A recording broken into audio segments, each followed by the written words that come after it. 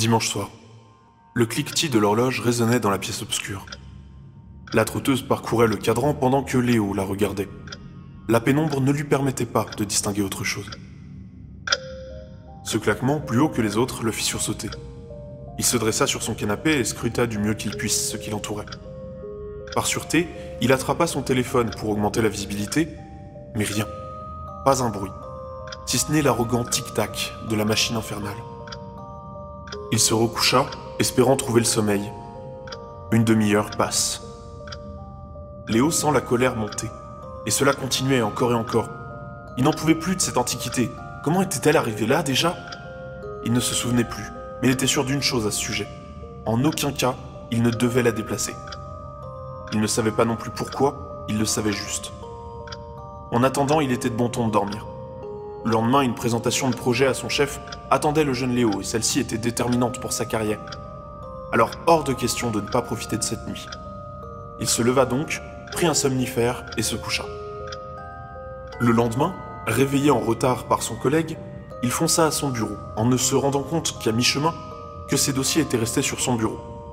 Il repartit donc les chercher, en demandant à son chef de lui accorder un délai le temps d'arriver. Le patron ayant accepté, il redoubla de vitesse.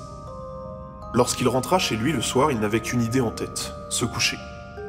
Après avoir subi une présentation mitigée, il avait eu un accrochage avec le comptable, avec la caissière du Monoprix, et avec une vieille femme qui avait décidé de doubler allègrement toute la file au guichet postal. Bref, la journée pourrie par excellence. Malheureusement, elle se dressait là dans sa chambre, et elle était fermement décidée à continuer de fonctionner, pensait Léo. 23h15.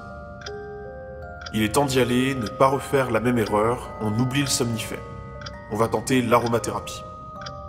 Rien à faire, impossible de dormir. Irrité, agacé, énervé, une fois tous ces stades passés, il reste la hargne. Et de la hargne, Léo en avait à revendre. Elle se déversa bien sûr sur l'objet qui l'empêchait de dormir.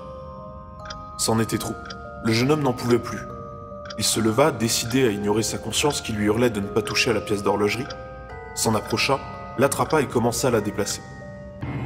Étonné du changement brusque de son, il marqua une pause, puis continua à tirer sur cette horloge de malheur. Le son accéléra, et Léo prit cela pour un avertissement. Il décida donc de la replacer là où elle se trouvait avant. Le son redevint de suite régulier, mais le jeune homme était particulièrement inquiet. Il retourna se coucher, jeta un dernier coup d'œil à l'aiguille qui continuait sa course, et s'endormit. Le lendemain soir, exténué par sa journée, il s'endormit dès qu'il rentra chez lui. Il fut réveillé par un bruit sourd aux alentours de 3h du matin, dont il ne put déterminer l'origine. C'était reparti une fois de plus pour la course au sommeil. Et c'est ainsi qu'un Léo désabusé et mal réveillé attrapa l'horloge, ignorant le bruit de la machine, et l'emmena devant chez lui, sur le trottoir, dans l'espoir non dissimulé qu'un amateur de vieillerie la récupère. Enfin, il repartit se coucher, en silence et en paix. Il tomba dans les bras de Morphée plus vite que jamais, tant et si bien qu'une fois de plus, il se leva en retard. Il se prépara en catastrophe, sans prendre le temps d'allumer la lumière, sortit de chez lui et partit rejoindre son travail. Le soir, en rentrant chez lui, il découvrit avec effroi que tout ce qui se trouvait dans sa chambre avait été vidé, renversé. Ses vêtements jonchaient le sol, mais surtout au-delà de tout ça, elle était là, vaniteusement dressée, et elle continuait de cliqueter. L'horloge trônait fièrement dans la pièce, devant le désordre. Effaré, Léo s'empressa de tout remettre en place, puis appela son meilleur ami qui habitait à 2 pâtés de maison, lui expliqua la situation et lui demanda s'il pouvait venir dormir chez lui.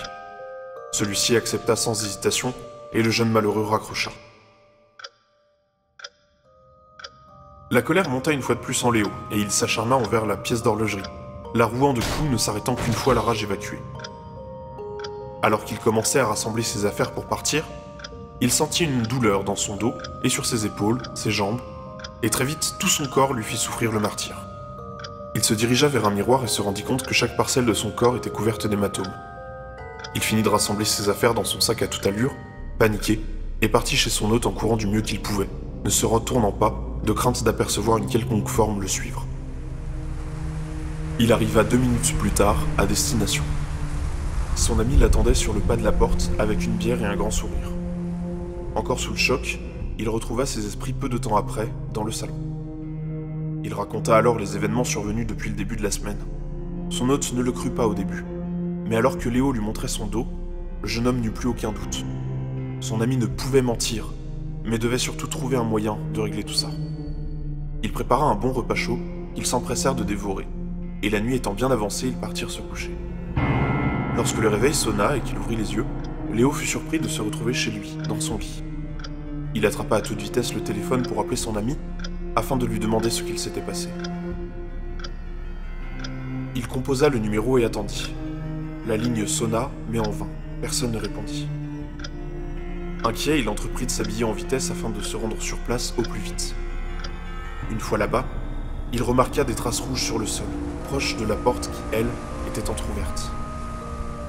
Le jeune homme poussa lentement le bâton, entra dans la pièce à vivre et découvrit avec horreur le corps de son ami, baignant dans ce qu'il devina être son sang, et 2 mots tracés avec ce même sang que le jeune homme lut à haute voix. Tic, tac. C'était trop pour le pauvre Léo. Il s'effondra sur son ami en pleurant. C'était cette horloge qui avait causé tout cela. Il nettoya les traces de son passage, fit un dernier hommage à son ami décédé et partit à toute hâte. Décidant qu'il ne valait mieux pas rentrer chez lui, il se dirigea vers un bar que son frère tenait à 200 mètres de là pour lui demander de l'aide. Alors qu'il tournait dans la rue de sa destination, il frissonna. Il avait bien entendu un cliquetis. Oh non. Léo s'arrêta net. Comment était-ce possible, se demanda-t-il. Mais il ne put continuer à y songer car il perdit connaissance au milieu de la rue. Lorsqu'il revint à lui, il était de retour dans sa chambre, assis sur son lit, l'horloge se dressant arrogamment devant lui. Il était épuisé, le soleil était couché, ses mains ensanglantées, son t-shirt maculé de taches écarlates.